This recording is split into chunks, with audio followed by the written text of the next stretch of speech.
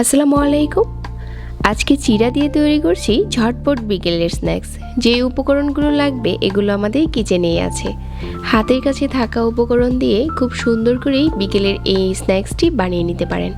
খেতে খুব ভালো লাগে আর এগুলো দেখতে অনেকটা ডোনাটের মতো। আশা করছি রেসিপি ভালো লাগবে।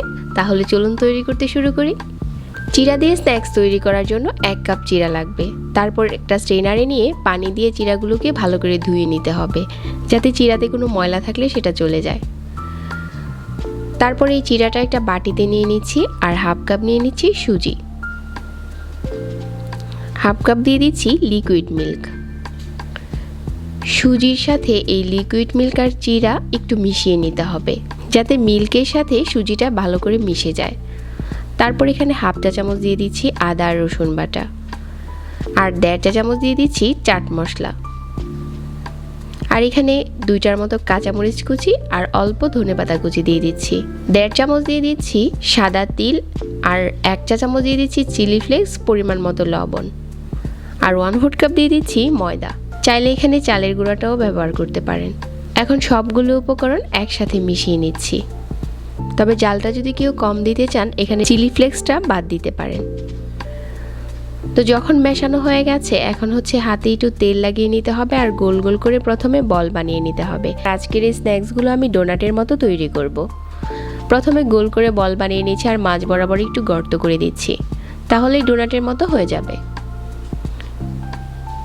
ডোনাটের মতো যদি আমরা এগুলো তৈরি করি ভিতর থেকে খুব ভালো করে স্ন্যাক্সটা ফ্রাই হয়ে যাবে।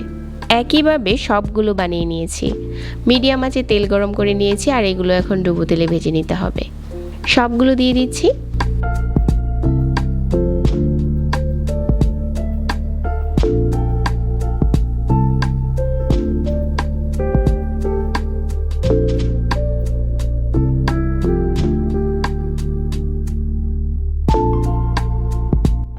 আর ভাজার সময় অবশ্যই এপাশ ওপাশ করে নাড়িয়ে দিতে হবে, তা না হলে দেখা যাবে যে একটা পাশ বেশি লাল হয়ে যাচ্ছে। বেশ কিছুক্ষণ মাঝারি আঁচে ভেজে নেওয়ার পর এখন দেখা যাচ্ছে যে কালারটা চেঞ্জ হয়ে গেছে। ঠিক এই পর্যায়ে তেল ঝরিয়ে উঠিয়ে নিতে হবে। খুব সুন্দর একটা কালার চলে এসেছে।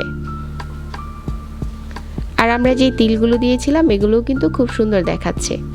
এর থেকে বেশি ভাজতে হবে না। তো এখন সসের সাথে গরম গরম এই স্ন্যাক্সটা পরিবেশন করতে খুব ভালো লাগে।